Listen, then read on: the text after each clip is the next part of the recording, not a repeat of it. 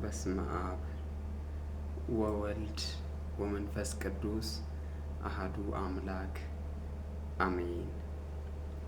በስመ አብ ወወልድ ወመንፈስ ቅዱስ አሐዱ አምላክ አሜን። በስመ አብ ወወልድ ወመንፈስ ቅዱስ አሐዱ አምላክ አሜን። በክርስቶስ ክርስቲያን፣ በወልድ ውሉዳን እግዚአብሔር፣ በመንፈስ ቅዱስ ደግሞ መንፈሳውያን የተሰኛችሁ የልዑል እግዚአብሔር ቤተሰቦች፣ የእመቤታችን የእናታችን የቅድስተ ቅዱሳን የንጽሕተ ንጹሐን የቅድስት ድንግል ማርያም ወዳጆች፣ የቅዱሳን ጻድቃን የሰማዕታት በረከት ረድኤት ተካፋዮች በልዑል እግዚአብሔር ፍጹም የሆነ የሰላምታ ቃል እንደምን ዋላችሁ? እንደምን ቆያችሁ? እንደምን ሰነበታችሁ? አሜን። አምላካችን ቅዱስ እግዚአብሔር እግሮቻችንን ወደ ተቀደሰው ቤተ መቅደሱ ስላፈጠነ ክብርና ምስጋና ለእርሱ ይሁን። እንደ እግዚአብሔር መልካም ፈቃድና ሐሳብ ከዚህ ሰዓት ጀምሮ ደግሞ የእግዚአብሔርን ቅዱስ ቃል እንሰማለን። አምላካችንና አባታችን ቅዱስ እግዚአብሔር ለእኛ የሚጠቅመንን ነገር እንዲያቀብለን መልካም ፈቃዱ ይሁንልን። ዛሬ የምንማማርበት የትምህርታችን መነሻ ርዕስ የምናደርገው የሐዋርያው የቅዱስ ጳውሎስ መልእክት ወደ ጢሞቴዎስ ሁለተኛ ጊዜ የተላከ ምዕራፍ 3 ከቁጥር 1 እስከ 5 ካሉት አንዱን ርዕስ በመውሰድ ይሆናል። አምላካችን እግዚአብሔር በዚህ በታላቁ አገልግሎታችን በመካከላችን ሆኖ ቅዱስ ቃሉን እንዲያቀብለን የተቀደሰ ፈቃዱ ይሁንልን።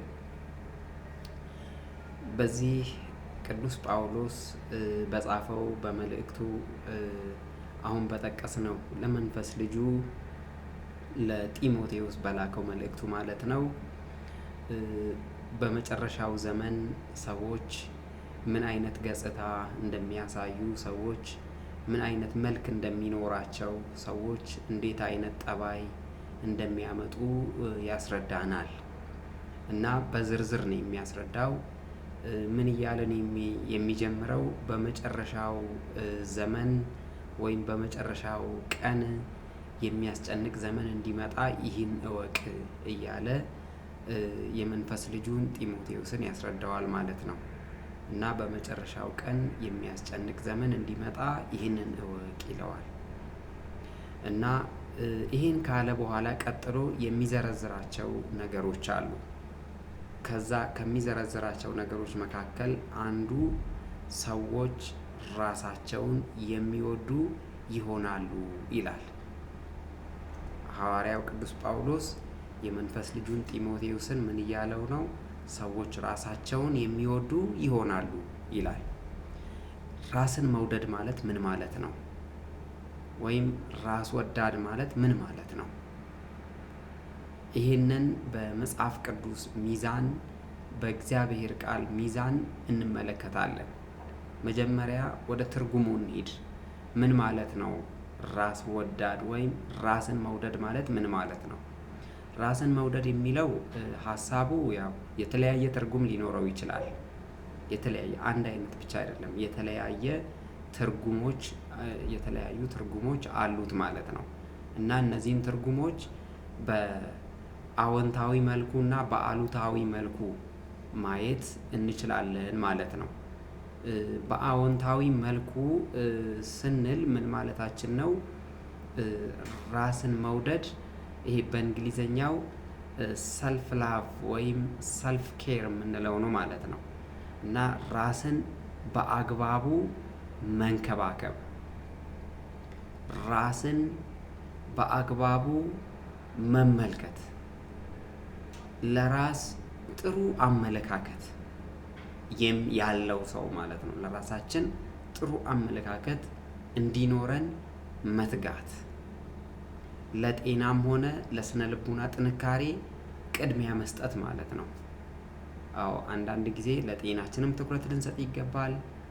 ደግሞም ለስነ ልቡና ትኩረት ልንሰጥ ይገባል እና ይሄ ደግሞ ጥንካሬ ይፈልጋል። በተለይ በዚህ ሁኔታ ምንድነው ራስ ወዳድ ማለት ቅድሚያ ለነዚህ ነገሮች ሰጥቶ ራስን ማወቅ ወይም ደስተኛ መሆን፣ ደስተኛ የሆነ ህይወትን መኖር ማለት ነው።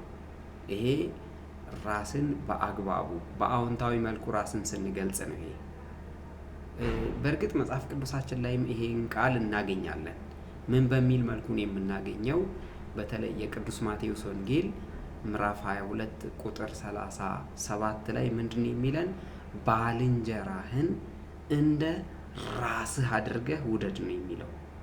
ባልንጀራህን እንደማን አለ? እንደ ራስህ አድርገህ ውደድ። ራስን እንደምትወድ ማለት ነው። ለራስህ ያለህን ስፍራ ለባልንጀራህም ለባልንጀራውህም እንዲኖረው ፍቀድ ማለት ነው እና ለራሳችን ጥሩ ቦታ እንዲኖረን፣ ከዚያ ቀጥሎ ደግሞ ባልንጀሮቻችንን፣ ጓደኞቻችንን፣ ወዳጆቻችንን እንወዳቸዋለን፣ ለእነርሱ ደግሞ ስፍራ እንሰጣለን ማለት። ስለዚህ በዚህ መልኩ ራስን መውደድ በመጽሐፍ ቅዱስም ሆነ በሌላው አገላለጽ ውስጥ በትክክል ድጋፍ ያለው ነው ማለት ነው። ሌላው በአሉታዊ መልኩ ደግሞ ማወቅ ያስፈልጋል። ራስን ስለመውደድ በአሉታዊ መልክ ይሄ አሉታዊ የምንለው በእርግጥ ሰልፊሽነስ የምንለው ነው በእንግሊዘኛ፣ ራስ ወዳድነት። ይሄ ክፉ ነው። በአሉታዊ የምንገልጸው ራስ ወዳድነት እጅግ የከፋ ነው ማለት ነው። ይሄ ማለት ምን ማለት ነው? የኔ ብቻ ይሁን የሚል አስተሳሰብን በራስ ውስጥ ማስረጽ ማለት ነው።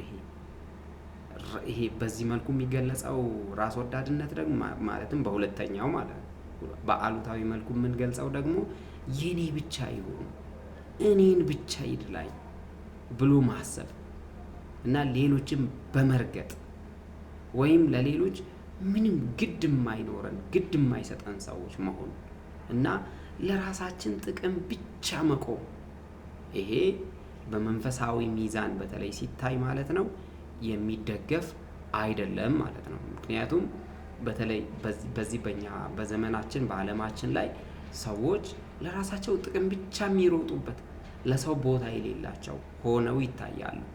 አዎ ብዙዎቻችን በዚህ ህይወት ውስጥ የሚኖሩ ሰዎችን መመልከቱ አዲስ ነገር አይደለም ማለት ነው እና ራስ ወዳድነት ይሄ በዚህ መልኩ የሚገለጸው ትንሽ አደገኛ የሆነ ከመንፈሳዊነትም የራቀ ነው ማለት ነው እና እንግዲህ በመጨረሻው ዘመን ደግሞ ዘመኑ እንደማያስደስት ሐዋርያው ቅዱስ ጳውሎስ ተናግሯል። ዘመኑ ምንም እንደማያስደስት።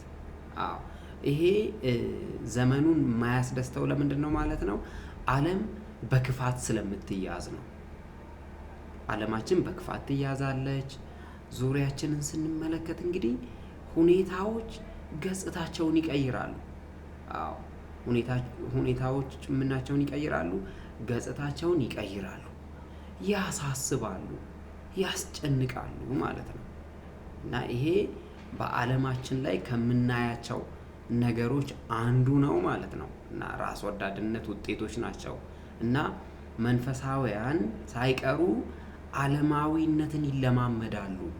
በዚህ አይነት ራስ ወዳድነት መንፈስ የተያዙ ሰዎች ዓለማዊነትን ሳይቀር ምን ይላሉ?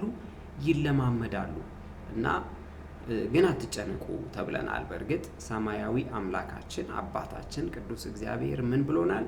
አትጨነቁ፣ ሁሉም ነገር ምን አለው ብሎናል?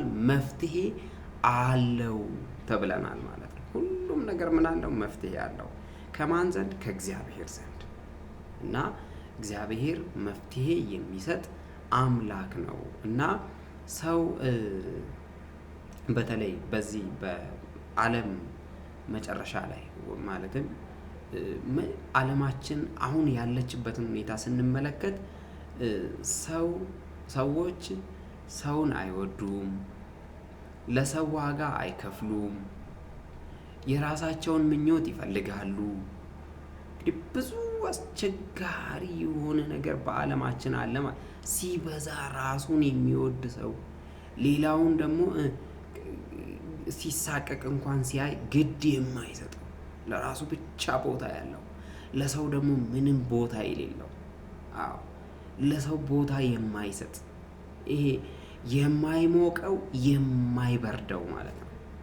አዎ እንደዚህ አይነት ደግነት የለው፣ ርህራሄ የሌለው፣ አዎ ሰብአዊነት በዓለም ላይ እየነገሰ እንደሚመጣ በእርግጥ ነው። መጽሐፍ ቅዱስም ቃል እግዚአብሔርም ቅድስት ቤተ ክርስቲያናችንን ሁል ጊዜ ትመክረናለች ማለት ነው። እና ራስ ወዳድ መሆን ማለት እንግዲህ ምንድን ነው? በራስ ፍቅር መውደቅ ማለት ነው። ተመልከቱ፣ በራስ ፍቅር መውደቅ። አዎ ራስ ወዳድ መሆን ማለት ምንድን ነው? ሰው በእኔ ዛቢያ ላይ ብቻ ይንቀሳቀስ ብሎ ማሰብ መቻል፣ በእኔ እውቀት ብቻ እኔ ያልኩትን ብቻ ይፈጽም ብሎ ማሰብ፣ ይሄ ምን ይባላል ማለት ነው? ራስ ወዳድነት ነው፣ ወይም ራስ ወዳድ ይባላል እንዲህ አይነት ሰው ማለት ነው። ይሄ ብቻ አይደለም።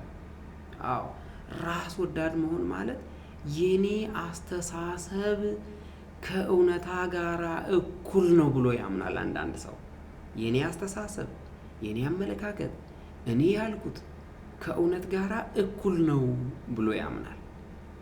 አዎ ይሄ በጣም ራስን የመውደድ ጥግ ነው፣ ወይም ራስ ወዳድ የመሆን ጥግ ነው። በአግባቡ ሳይሆን አላግባብ ማለት ነው።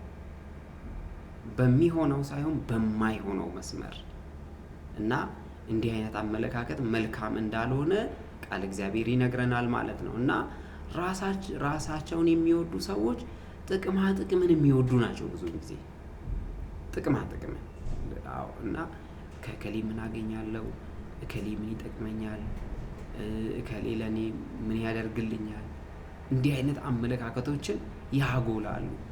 ለሰውም ሲቀርቡ ምን ይጠቅመኛል፣ ምን ትጠቅመኛለች፣ አዎ ምን ታደርግልኛለች፣ ምን ያደርግልኛል፣ እንዲህ አይነት ሀሳብ ያጎላሉ። ማን? ራስ ወዳዶች ማለት ነው። እና ራስ ወዳዶች የራስን ፍላጎት ብቻ ለማሟላት ነው የሚሮጡት፣ የራስን ፍላጎት ብቻ። ከዚያ ባለፈ ለሰዎች ጉዳይ ቦታ የላቸውም ማለት ነው። እና ሌላው ራስ ወዳዶች ሰዎችን ዝቅ አድርገው ነው የሚመለከቱት። ሰዎችን ዝቅ አድርገው ይመለከታሉ። ራሳቸውን ከፍ አድርገው በከፍታ ቦታ ላይ ራስን ያስቀምጣሉ ማለት ነው። እና ራስ ወዳዶች እጅግ ክፉ የሆነ ጠባይና ዝንባሌ አላቸው። እና ራስ ወዳዶች የተመረዘ ባህሪ ነው ያላቸው፣ የተመረዘ ጠባይ ነው ያላቸው። እና ራስ ወዳዶች ራሳቸውን ያማከሉ ናቸው፣ ሌሎች ሰዎችን አይደለም።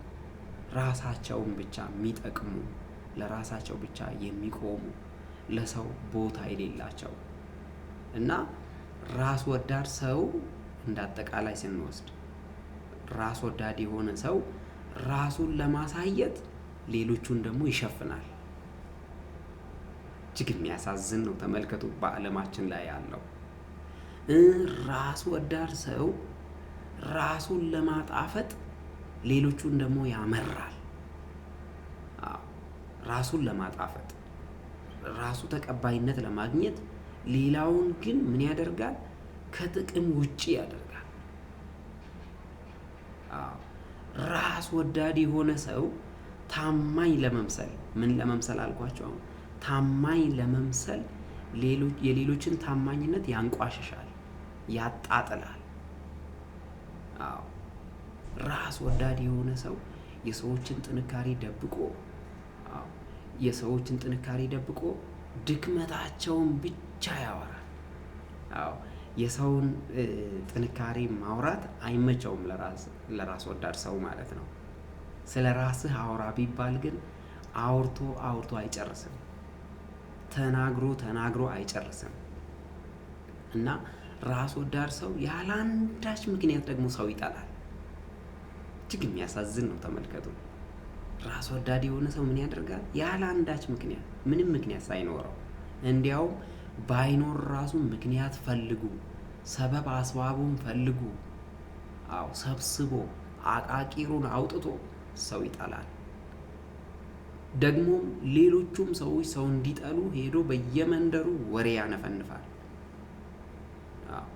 ራስ ወዳድ የሆነ ሰው ክፋትን ብቻ ነው ብዙ ጊዜ አጉልቶ የሚናገረው። ክፋትን ብቻ ያወራል። መልካምን ማውራት፣ መልካምን መናገር አይመቸውም። አይመቸውም። ይሄ አባቶቻችን ምንድን ነው የሚሉት? ለመልካምነት ያልታደለ አእምሮ ለክፋት ደግሞ ተወዳዳሪ የለውም ይላሉ። ለምን ያልታደለ? ለመልካምነት ያልታደለ ለክፋት ተወዳዳሪ የለውም ይላሉ። እና ራስ ወዳድ የሆነ ሰው ቢሞት እንኳን የሰውን መልካምነት አይናገርም። ሁልጊዜ ሰውን አሳንሶ ነው የሚናገረው። ሁልጊዜ ሰውን አሳንሶ ነው የሚያስበው።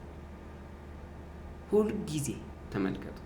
እና የሰው ውድቀት ምኑ ነው? ለራስ ወዳድ ሰው ሰርግና ምላሹ ነው። እና እጅግ የሚያሳዝን ነው። በዓለማችን ላይ እነዚህ ነገሮች ነው እንግዲህ የምናየው ማለት ነው። የዓለማችን የሰዎች ጸባይ በዚህ ዘመን፣ በእኛ ዘመን ማለት እንዲህ አይነት ነው። ተመልከቱ።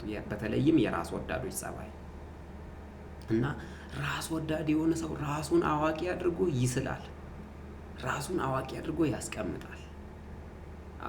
ያለኔ ማን አለ ብሎ ያስባል። ካለኔ ሰው እኮ የለም ብሎ ነው የሚያስበው። ተመልከቱ። እና መልካም ስራን ይሰራል። ግን መልካም ስራው ምንድነው? ለታይታ ነው። ሰው እንዲያይለት፣ ሰው እንዲያደንቅለት፣ ሰው አቦ እንዲለው። ስለዚህ መልካም ለመባል ደግሞ ምን ያደርጋል? መልካም ስራ መስራት ብቻ ሳይሆን ሌሎች ሰዎችን ደግሞ ክፉ አድርጎ ይናገራል። የራሱን መልካምነት ለታይታ ያቀርባል። የሰዎችን ስም ደግሞ ያጎድፋል፣ ያጠፋል፣ ያስነውራል፣ ይሳደባል፣ ይገላምጣል፣ ይንቃል፣ ያንቋሽሻል። በአጠቃላይ የሰውን ስብዕና፣ የሰውን ስም እንዳልነበረ ያደርጋል መልካም ለመባል። ተመልከቱ። አምላካችን እግዚአብሔር የይቅርታ አምላክ ነውና ሁላችንንም ይቅር ይበለን። ራስ ወዳድ የሆነ ሰው ሌሎችን እንደምንድን ነው የሚቆጥረው? እንደ መሸጋገሪያ፣ እንደ ድልድይ ይጠቀማል። የራሱ ጉዳይ እንዲሳካለት ሌሎችን እንዴት ይጠቀማል? እንደ ድልድይ፣ እንደ መሸጋገሪያ ይጠቀማቸዋል። ለጥቅሙ ሲል ነው። ተመልከቱ። ለጥቅሙ ሲል ምንድነው የሚያደርገው? ሌሎችን አሳልፎ ይሰጣል። እሱ ለመጠቀም ሌሎችን አሳልፎ ይሰጣል።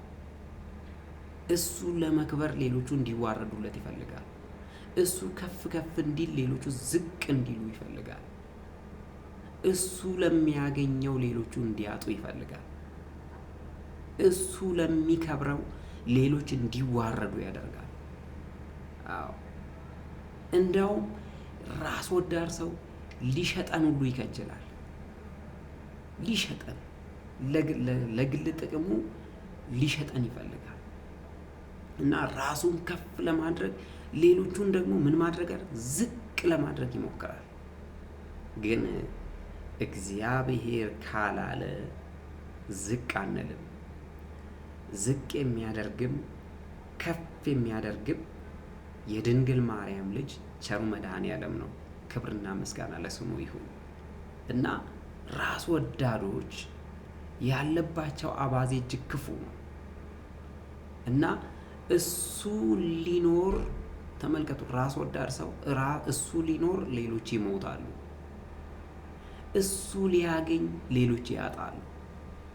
እሱ ሊከብር ሌሎች ይዋረዳሉ። እንግዲህ ይሄ ምንድነው ማለት ነው? የመጨረሻ ዘመን ሰው የሚያሳየው ጠባይ ነው ማለት ነው። ተመልከቱ። በመጨረሻው ዘመን ሰው ላይ እንዲህ ያሉ ጠባያትን ስንመለከት መደንገጥ የለብንም። መጽሐፍ ቅዱስ ይሄ ሊሆን ግድ እንደሆነ ነግሮናል። መጽሐፍ ቅዱስ እያስረዳን ነው። የእግዚአብሔር ቃል እያስረዳን ነው። ቅድስት ቤተ ክርስቲያናችን ዘወትር ስለ እንዲህ አይነት ርግብ የሚመስሉ እባቦች በትክክል ታስረዳናለች። እና የመጨረሻ ዘመን ሰው እያዳንከው ይገልሃል። የመጨረሻ ዘመን ሰው እየፈወስከው ያሳምመሃል። የመጨረሻ ዘመን ሰው እየሳምከው ይነክስሃል። የመጨረሻ ዘመን ሰው እያቀፍከው ያንቅሃል። የመጨረሻ ዘመን ሰው ከወደቀበት አንተ ያነሳኸው እሱ ደግሞ ይጥልሃል። የመጨረሻ ዘመን ሰው አንተ እየተከልከው ሁኔታዎችን እያመቻቸህለት ምቹ መደላደል እየፈጠርክለት እሱ ግን አንተን ይነቅልሃል፣ ያጠፋሃል። የመጨረሻ ዘመን ሰው አንተ ማር እየሰጠኸው ማር እያስላስከው እሱ ደግሞ መራራ ነገር ያቀብልሃል፣ ሆምጣጤ ያቀርብልሃል። አዎ የመጨረሻ ዘመን ሰው ይህን ይመስላል በቃለ እግዚአብሔር ሚዛን ሲታይ ማለት ነው። እና ከዚህ የተነሳ በዚህ ምድር ላይ ብዙ ነገሮች ይጎላሉ። በዚህ ምድር ስንኖር የብዙ ነገር ተጠቂዎች እንሆናለን። በዚህ ምድር ላይ ሲጀመር ጥቅም እንጂ ፍቅር የለም። በዚህ ምድር ላይ እኔ የሚል እንጂ እኛ የሚል አስተሳሰብ አልነገሰብንም፣ ቦታ አልሰጠነውም። በዚህ ምድር ላይ የላይ እንጂ ወይም የላይ እንጂ የውስጥ የለንም። በዚህ ምድር ላይ ከአፍ እንጂ ከልብ የለም። በዚህ ምድር ላይ ምላስ እንጂ ተግባር የለም። በዚህ ምድር ላይ ትምህርት እንጂ ዕውቀት የለም።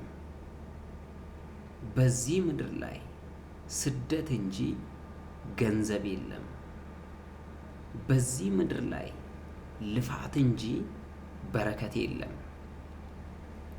ስለዚህ እኛ ወደ እግዚአብሔር ልንመለስ ይገባል። እግዚአብሔርን ደጅ ልንጠና ያስፈልጋል። አዎ እንግዲህ እስካሁን የዓለምን ገጽታ በምድራችን የሰዎች ሁኔታ ምን እንደሚመስል ይህን ያህል ካየን እንደዚህ አይነቶቹ ሰዎች ምን እንደሚመስሉ ሁሉ ተመልክተናል። እንግዲህ እንደዚህ አይነቶቹ በራሳቸው ታናሽ ዓለም ብቻ የሚሆነውን ነው የሚያስቡት። ራስ ወዳዶች ማለት ነው። በራሳቸው ታናሽ ዓለም ምን እንደሚሆን አዎ ስለዚህ ብቻ ያስባሉ፣ ስለዚህ ብቻ ይጨነቃሉ፣ ስለዚህ ብቻ ይብሰለሰላሉ። አዎ ግለኝነትን በማጉላት ስለሌላው ምን አገባኝ የሚሉ ናቸው። በደንብ አስተውሉ ክርስቲያኖች። እንዲህ ካሉ ሰዎች ወይም እንዲህ አይነቶቹ ሰዎች በራሳቸው ዓይን ብቻ የሚሆነውን ይሰራሉ። በራሳቸው አመለካከት ልክ ነው ያሉትን ብቻ ይሰራሉ። በራሳቸው አነጋገር ልክ ነው ያሉትን ብቻ ይናገራሉ። አዎ ግን አንድ እውነት አለ። ለስም አጠራሩ ክብር ይግባውና ጌታችን አምላካችን መድኃኒታችን ኢየሱስ ክርስቶስ የመከረን ነገር አለ። እሱም በቅዱስ መጽሐፍ ተመዝግቦ እናገኛለን። በዚህ በቅዱስ ማቴዎስ ወንጌል ምዕራፍ 16 ቁጥር 24 እና ማርቆስ 8:34 እንዲሁም ሉቃስ 9:23 ላይ የምናነበው ነገር ቢኖር ምን የሚል ነው? ክርስቶስ የመከረን ምክር የሚወደኝ ቢኖር ራሱን ይካድ። ደግመዋለሁ ይህን ቃል፣ የሚወደኝ ቢኖር ራሱን ይካድ። ስለ ቃሉ አምላካችን ቅዱስ እግዚአብሔር ስሙ ለዘላለም ከፍ ያለ የተመሰገነ ይሁን። ከእግዚአብሔር የራቁ ሰዎች የሚያሳዩት ፍቅር ራስ ወዳድነት የሚንጸባረቅበት ፍቅር ነው። ከሃይማኖትና ሃይማኖታዊ ጉዳዮች የራቁ ሰዎች ያላቸው ፍቅር ግለኝነት ብቻ የሚንጸባረቅበት ፍቅር ነው። ስለዚህ ተገቢ በሆነ መንገድ ራስን መውደድ ስህተት አይደለም። ይህን ቃል ደግመዋለሁ። ተገቢ በሆነ መንገድ ራስን መውደድ ስህተት አይደለም።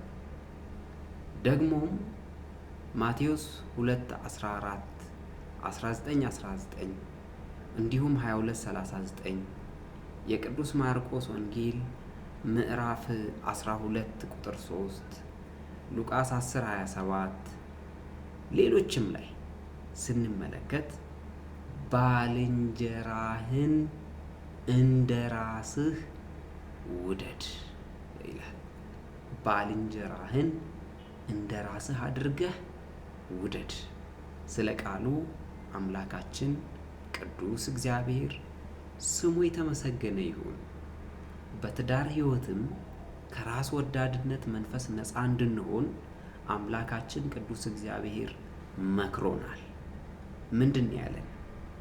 ባሎች ሚስቶቻቸውን እንደ ራሳቸው አድርገው መውደድ አለባቸው ብሏል።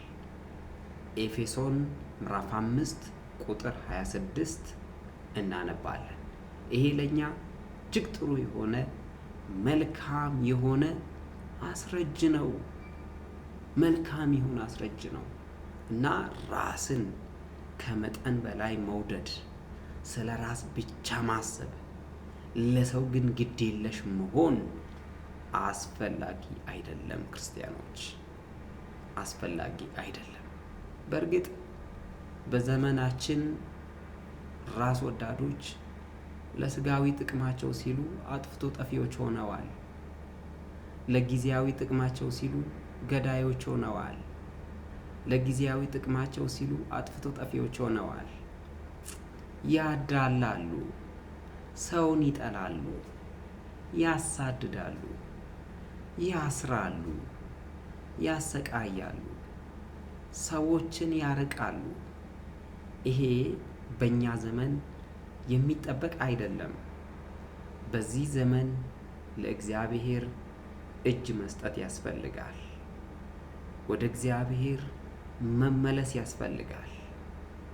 በዚህ ዘመን ሰዎች ለራስ እንጂ ለሰዎች አይኖሩም። ይህንን በትክክል መረዳት ያስፈልጋል። አዎ የራስ ወዳዶች ልዩ መገለጫ ራሱን የቻለ አለ።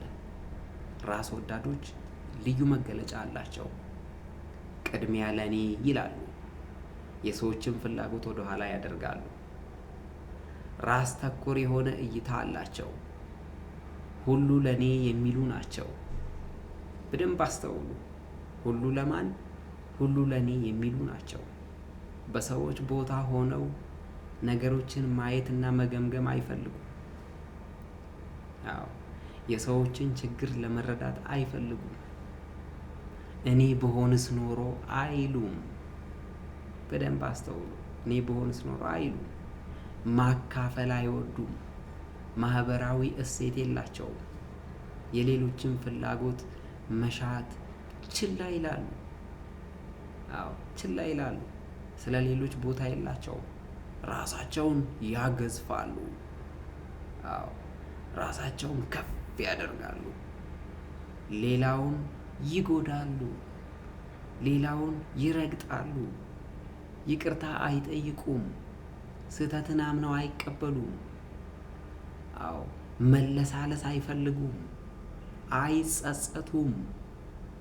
ቁጭት አይሰማቸው። እነማን? ራስ ወዳዶች። አዎ ባላቸው ነገር ደግሞ አይረኩም። ስስታሞች ናቸው። ስግብግቦች ናቸው።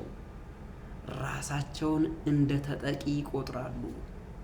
ራሳቸውን እንደ ተጎጂ ይቆጥራሉ። ቅኖች አይደሉም። አያመሰግኑም። እንግዲህ በዚህ አይነት ሁኔታ ራስ ወዳድ ማለት ምን ማለት እንደሆነ በአግባቡ ተረድተናል። መፍትሄው ምንድነው? እይታን መቀየር ነው። አመለካከትን መቀየር ነው። አስተሳሰብን መለወጥ ነው። አዎ እይታን መቀየር፣ ትኩረትን መቀየር አለብን። ዘመንን የሚቀይረው ማን ነው? እግዚአብሔር ነው። በደንብ አስተውሉ። እኛ ራሳችንን እንቀይር፣ ንስሐ እንግባ፣ ወደ እግዚአብሔር እንመለስ። እግዚአብሔር መፍትሄውን ይሰጠናል። እግዚአብሔር ሁኔታዎችን ያመቻችልናል። የሰው ድርሻው የእግዚአብሔርን በር ማንኳኳት ነው። ወደ እግዚአብሔር መጸለይ ነው። እግዚአብሔር ደግሞ ሁኔታዎችን ያስተካክላል። ከአቅማችን በላይ የሆነውን ነገር እግዚአብሔር ይችለዋል። ስለ ብዙ ነገር አትጨነቁ። ለወንድሞቻችሁ፣ ለእህቶቻችሁ፣ ለወገኖቻችሁ ቅን ነገርን አስቡ።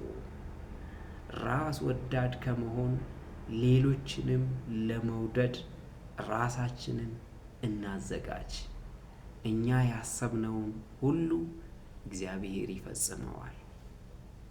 በዚህ ዕለት ራስን ወዳድ መሆን ማለት ምን ማለት እንደሆነ እንዲሁም ደግሞ አጉል ራስ ወዳድነት አላስፈላጊ መሆኑን እንደ እግዚአብሔር ፈቃድና ሐሳብ መኖር እንድንችል ቅዱስ አምላካችን እግዚአብሔር አስተምሮናል። ላስተማረን፣ ለመከረን፣ ለገሰጸን ለአባቶቻችን አምላክ ለቅዱስ እግዚአብሔር ክብርና ምስጋና ይሁን። ዛሬ ተምረናል።